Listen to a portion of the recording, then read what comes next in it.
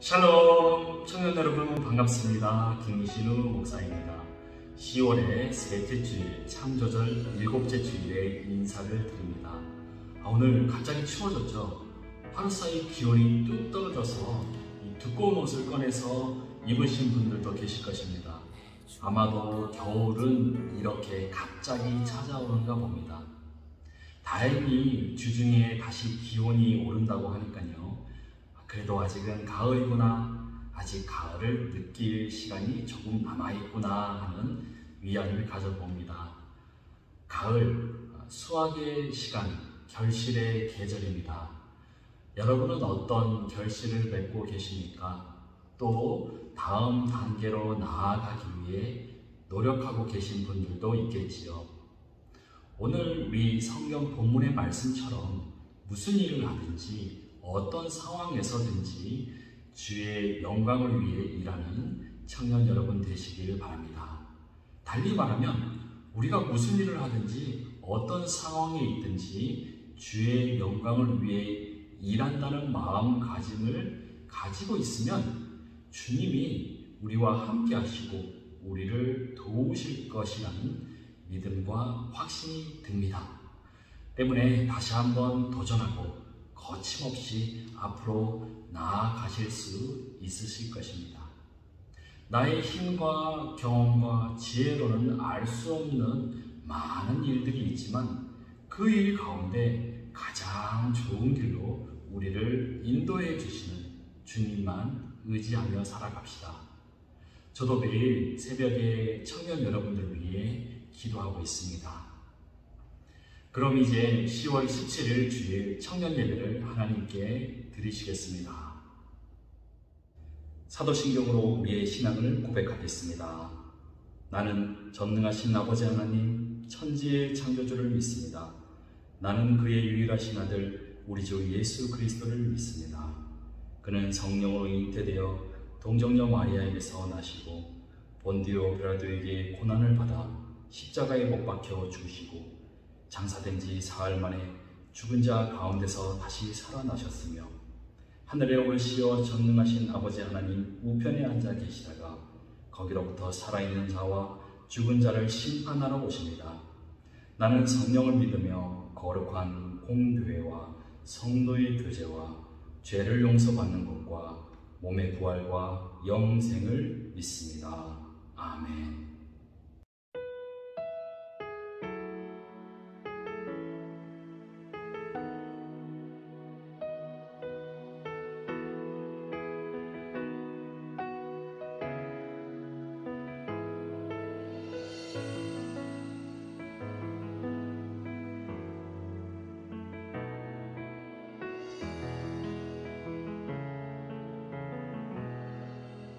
주 같은 분 없네.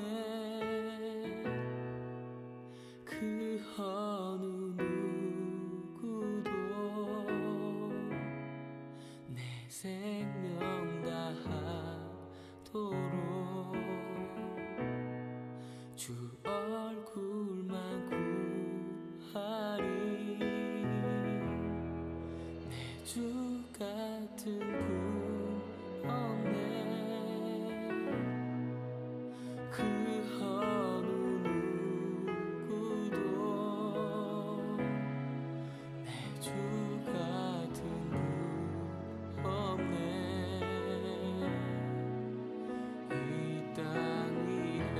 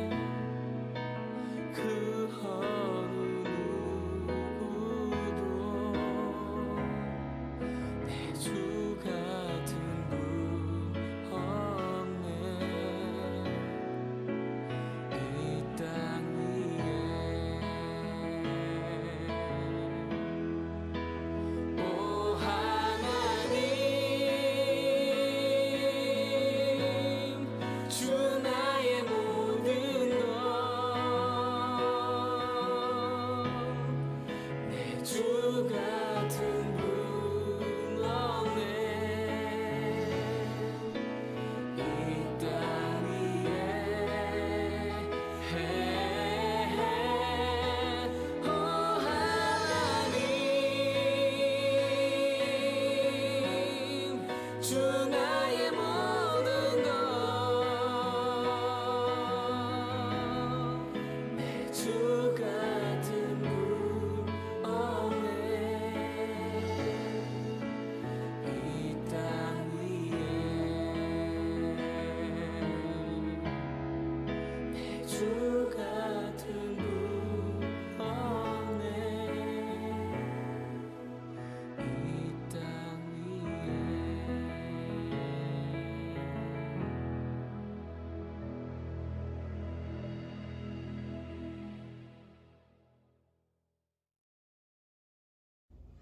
함께 기도합시다. 사랑의 하나님 아버지, 10월의 셋째 주일 청년 예배로 드리게 하심을 감사합니다. 깊어가는 가을, 나무는 열매를 맺고 농부는 결실을 수확하는 계절입니다. 우리에게 베풀어 주신 하나님의 은혜에 감사하고 날마다 사랑의 열매를 맺으며 살아가는 저희들 되기를 소망합니다.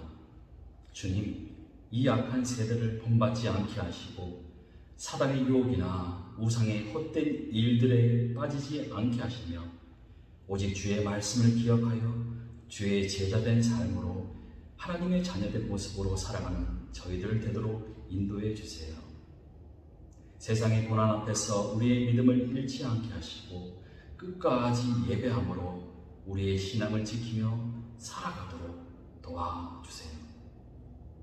코로나19가 온 세상을 절망으로 빠뜨렸으나 그 안에서도 희망을 노래하게 하시니 감사드립니다. 속히 이 어려움 속에서 저희를 구원해 주시고 모든 사람들이 함께 모여 서로 기쁨으로 노래하고 예배하는 그날이 속히 오길 간절히 구합니다.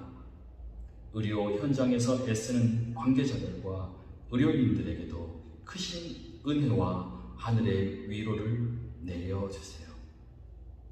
각자의 자리에서 애쓰는 가운데 잊지 않고 예배하는 우리 청년들에게 건강과 지혜를 주시고 어렵고 힘들고 외로울지라도 낙심하지 않고 나와 함께 하시는 주님을 의지하며 나아갈 때 그 모든 과정 속에서 나를 성장시키시고 인도하시는 하나님의 놀라운 은혜를 경험하게 해주세요.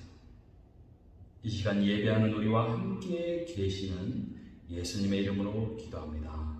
아멘.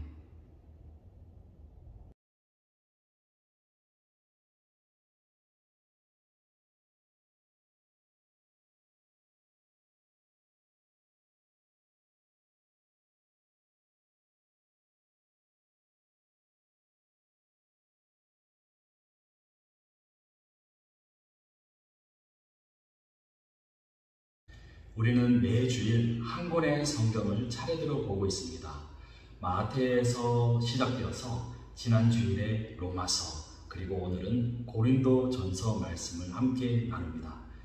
각각의 성경이 어떻게 기록되었는지 그 배경과 당시 상황을 살펴보며 성경에 대한 이해를 쉽게 하고자 합니다. 매주 한 권의 성경을 보기 때문에 그 안에 있는 모든 말씀을 다 보기는 어렵습니다. 때문에 오늘도 고린도전서의 전체 개관을 먼저 나누고 그 후에 고린도전서의 핵심 말씀 몇 가지만을 선정해서 함께 나누고자 합니다. 바라기는 오늘 고린도전서를 나누면서 그 말씀 안에 숨은 비밀, 즉 우리를 향하신 하나님의 은혜와 사랑을 깨닫게 되기를 소망합니다. 지난 주일 나누었던 로마서의 저자는 사도 바울입니다. 그리고 오늘의 말씀 고린도전서 역시 사도 바울이 기록했습니다. 사도 바울은 과거에 예수님을 믿는 성도들을 박해하였지만 부활하신 예수님을 만나는 신비한 영적 체험을 한 이후로 이방 선교에 앞장서는 전도자, 사도가 되었습니다. 바울은 사도가 된 이후로 이방 선교에 힘썼습니다. 그는 지금의 터키 지역인 소아시아 지역과 그리스 지역을 두루 다니며 전도 활동을 했는데요. 공식적으로는 3차례의 전도 여행을 했습니다. 고린도 역시 바울의 전도 여행지 중에 하나였지요. 당시 고린도는 아테네에서 서쪽으로 64km 정도 떨어진 항구 도시로 지중해 연안 국가들의 해상 교통과 무역의 중심지이자 번창한 상업 도시였습니다. 주전 146년에 이 도시는 로마 군인들에 의해서 완전히 파괴된 후에 폐허 상태로 놓여 있었는데 주전 45년경에 줄리어스 시저가 이 도시를 재건하도록 했습니다. 이후 고린도는 활발한 무역과 경제 활동 중심지로 발전했으며 여러 지역에서 사람들이 이주해 왔고 사람들은 안전한 항해를 기원하며 각 나라와 민족의 우상들을 드려왔습니다. 그중 하나는 사랑의 여신 아프로디테를 섬기는 신전이 있었는데 그곳에는 1000명의 여사제가 있어서 온갖 성행위를 동반한 제사가 자행되기도 했습니다. 로마 그리스 철학과 우상 숭배가 대립하면서도 함께 발전되어 갔던 고린도에 바울은 2차 전도 여행으로 오게 되었습니다. 그리고 신실한 전도자요 천막 제조업자인 아골라와 브리스길라 부부의 도움을 받으며 복음 사역을 시작했습니다. 바울은 고린도에서 1년 반 동안 머물며 교회를 세우고 떠나가게 되었는데요. 바울이 떠난 이후에도 고린도 교회는 계속 성장하여 소아시아를 대표하는 교회가 되었지요. 바울은 3차 전도 여행에서 에베소라는 곳에서 장기간 머물게 되었는데요. 기원 후 55년 봄에 바울은 고린도 교회에 편지를 보내게 됩니다. 내가 고린도를 다시 방문하겠노라는 내용으로 말이지요. 그런데 고린도 교회에서 충격적인 답장을 보내옵니다. 고린도 교회에 여러 가지 문제가 발생했다는 것입니다. 그중 가장 큰 문제는 교회 안에 경쟁적으로 파벌이 형성되었다는 것입니다. 뿐만 아니라 교회 내 분열과 교인들 간의 법적인 소송, 결혼 문제, 그리고 우상, 재물과 부활에 대한 불신에 이르기까지 여러 문제와 잡음이 있었습니다. 바울은 고린도 교회 내 여러 가지 문제에 대해서 신앙적인 답변과 교훈을 주기 위해서 편지를 보냈고 그 편지가 곧 고린도 전서가 되었습니다. 바울은 또 에베소를 떠나서 마케도냐로 들어가는데요. 그곳에서 다시 한 번 더 고린도 교회로 편지를 보내었는데요. 그 편지는 고린도 후서가 되었습니다. 여기서 잠깐 당시 고린도 교회의 모습을 살짝 살펴보겠습니다. 1세기 교회들은 지금처럼 건물이 크고 화려하지가 않았습니다. 아니, 교회 건물이 없다고 말하는 것이 맞을 겁니다. 교회라는 말조차 없었으니까요. 그리스도 공동체, 가정, 교회 모습이었습니다. 예배는 오후 3시 이후에 일이 끝나는 시간에 모이곤 했습니다. 예배 구성원은 다양한 계층들이 있었는데요. 특이한 점은 자유인과 노예 신분의 사람들이 함께 모였다는 것입니다. 그들은 약속된 집에 모이면 서로 안아주고 또 입맞춤을 하며 인사를 했습니다. 이때 남자들도 서로 입맞춤을 하며 인사하는 것이 관례였습니다. 전혀 이상한 일이 아니었죠. 그리고 그때부터 이미 예배는 시작된 것입니다. 사람들은 식당과 같은 넓은 공간에 식탁에 둘러앉습니다. 그리고 대개는 손님을 상석에 앉도록 합니다. 신분에 상관없이요. 이제 식사를 하는데요. 빵을 나누고 음식을 나눠 먹습니다. 예배 순서 중 하나로 말이지요. 그리고 그들은 서로의 안부를 물으며 그동안 못한 이야기를 나눕니다. 그들의 이야기는 자연스레 삶의 어려움과 신앙의 문제로 이어지는데요. 이때 그들 중 신앙의 깊이가 있는 사람이 그들이 당면한 문제에 관해 답을 제시한 바울의 편지를 가져와 읽어줍니다. 또는 예수님의 말씀이 담긴 두루마리 복음서를 함께 읽기도 했습니다.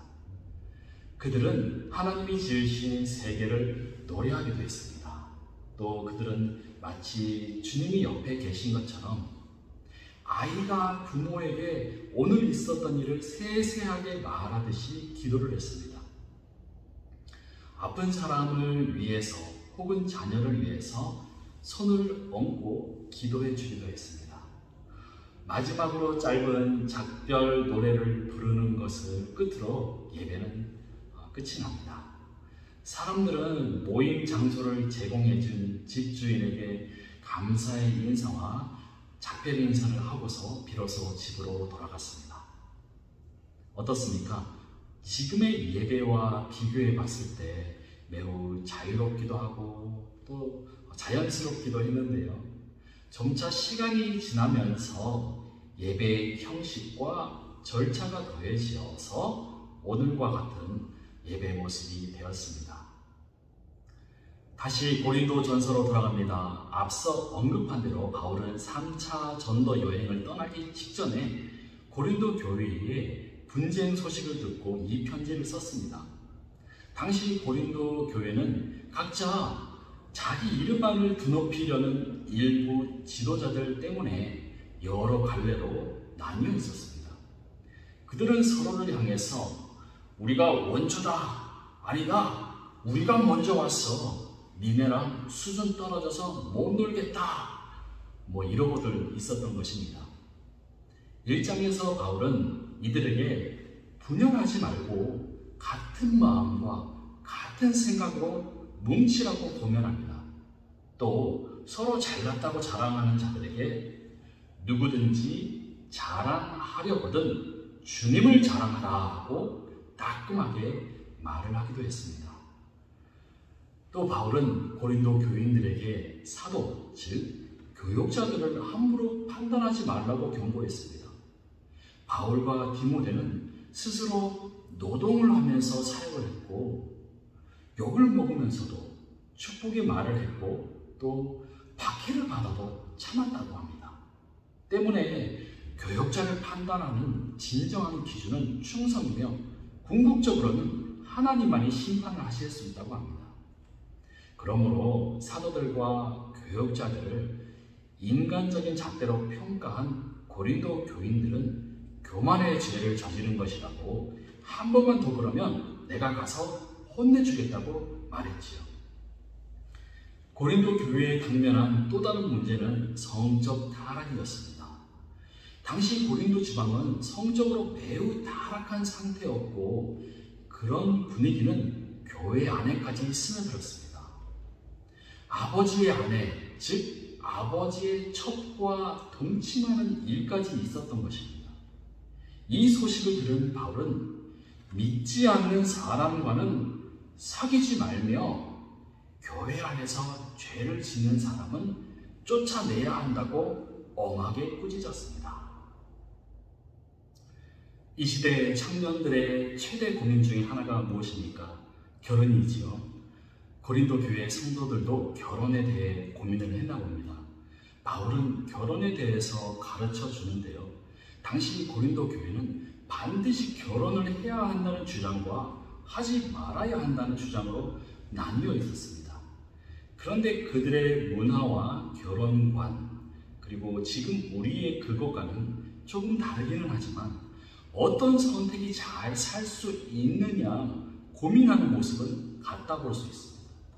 재미있는 것은 지금 우리 어른들은 결혼을 꼭 해야 돼 라고 말씀하지만 2020년 전 아주 옛날 사람이라 할 수 있는 바울은 결혼을 하느냐 하지 않느냐 하는 것은 중요한 게 아니라고 말했습니다. 자신의 욕망을 제어하지 못하겠으면 결혼을 해야겠지만 그렇지 않으면 안 해도 좋다라고 말을 합니다. 대신에 어떤 상황에서든지 하나님의 영광을 위해 살아가려고 노력하는 것이 더 중요하다 말했지요. 고린도 교회의 또 다른 고민은 우상에게 바쳐진 고기를 먹느냐 안 먹느냐였습니다. 이에 대해서 바울은 세상에 신은 단 한 분, 우리 하나님밖에 없기 때문에 우상에게 제사를 하는 행위 그 자체가 헛된 것이고, 그 제사에 바쳐진 고기도 아무 거리낌 없이 먹을 수 있다 했습니다. 신앙과 우상의 제물을 먹는 것과는 아무런 상관이 없다는 말씀입니다. 하지만 여러분 중에 마음에 거리낌이 있는 사람, 믿음이 약한 사람을 생각해서 신중하게 행동하십시오. 만약 나라면 그런 형제들을 위해서 평생 고기를 먹지 않겠습니다 라고 권면했습니다. 그리고 이렇게 결론을 내립니다. 그러므로 여러분은 먹든지 마시든지 무슨 일을 하든지 모든 것을 하나님의 영광을 위하여 하십시오. 아멘. 이 말씀은 우리 청년들에게도 적용되는 말씀입니다. 나의 습관과 말투로 인해서 가족과 친구가 상처를 받는다면 내가 배려하고 고쳐야 할 것입니다. 내가 술에 취함으로 인해서 교회 다닌다는 사람이 왜 저 모양이냐 라는 소리를 듣는다면 술을 자제해야 할 것입니다. 내가 담배를 피워서 내 건강을 해치고 내 가족의 건강까지도 해친다면, 또 주변을 더럽게 만든다면 담배를 끊어야 할 것입니다. 설령 내가 공부를 잘하고 좋은 직장을 다닐지라도 그로 인해서 주의를 지키지 못하고 신앙생활에 소홀히 하게 된다면 그것은 하나님의 영광을 위해 사는 것이 아니므로 우리는 다른 길을 선택해야 할 것입니다. 13장에서 바울은 사랑에 대해 정의합니다. 사랑은 예언과 기적과 병을 고치는 은사보다 귀하다. 천사의 말, 곧 방언을 할지라도 사랑이 없으면 아무 소용이 없다 말합니다. 그리고 우리가 잘 아는 성경 구절이지요. 사랑은로 시작하는 고린도전서 13장 4절에서 13절입니다. 함께 13장 4절 말씀 읽어볼까요? 사랑은 오래 참고, 사랑은 온유하며 시기하지 아니하며, 사랑은 자랑하지 아니하며 교만하지 아니하며. 마지막 13절 말씀도 읽어봅시다. 그런즉 믿음, 소망, 사랑 이 세 가지는 항상 있을 것인데 그 중에 제일은 사랑이라. 아멘. 바울은 고린도 교회의 성도들이 당면한 여러 가지 문제에 대한 해결책을 제시하면서 결국은 사랑이다 라고 말합니다.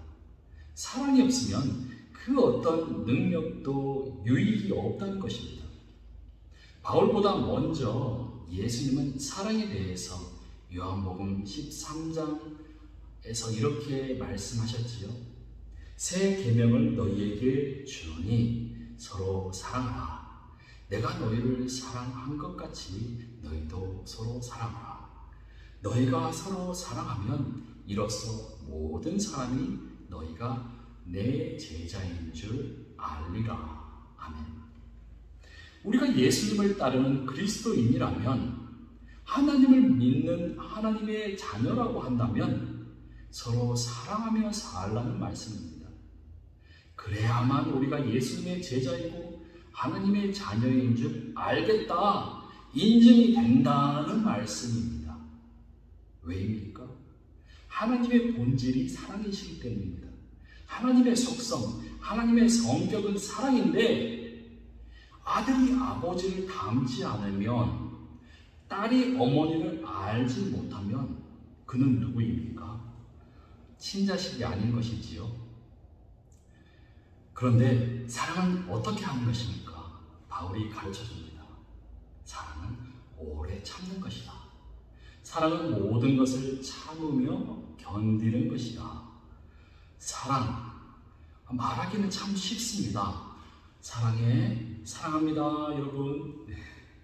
그런데 하기는 정말 어렵습니다. 오래오래 참아야 하기 때문입니다.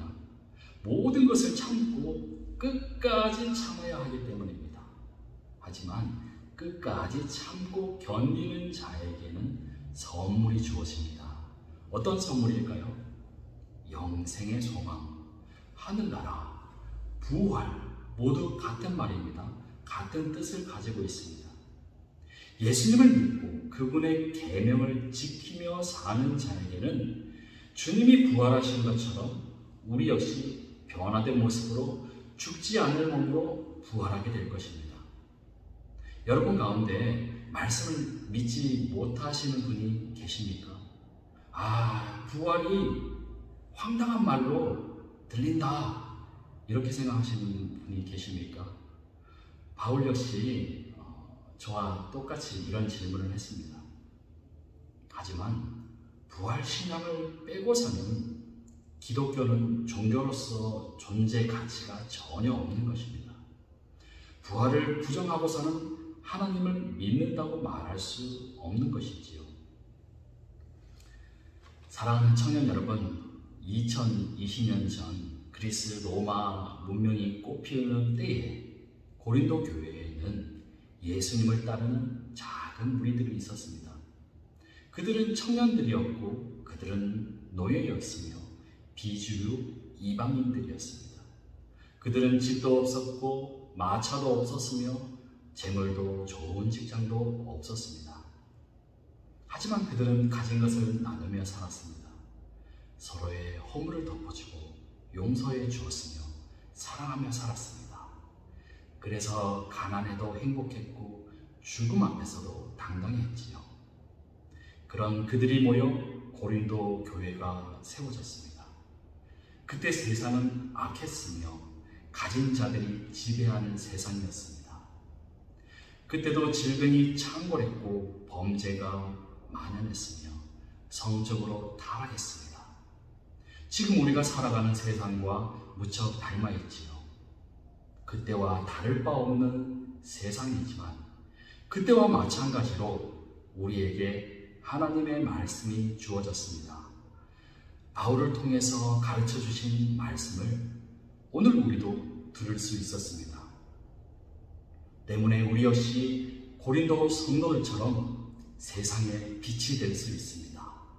사랑하며 살아갈 수 있습니다. 고린도에 오셨던 주님이 오늘 우리에게도 찾아오실 줄 믿습니다. 이제 주님이 보내신 성령님께서 사랑하며 인내하며 살겠노라고 결단하는 저와 여러분에게 임하셔서 힘과 지혜와 믿음을 가득 부어주시기를 축원합니다.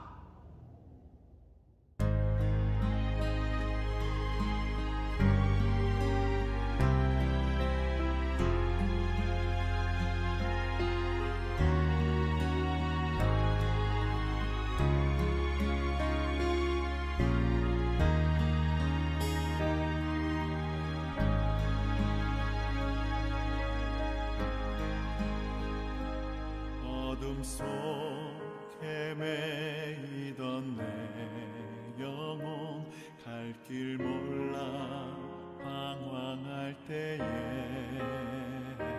주의 십자가 영광의 그 빛이 나를 향해 비추어 주셨네.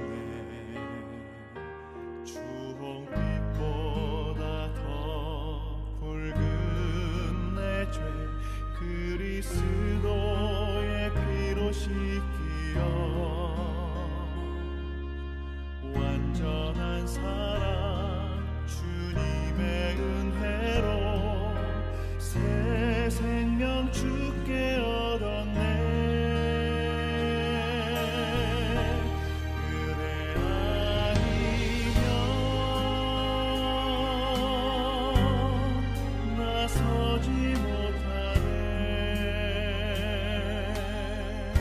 십자가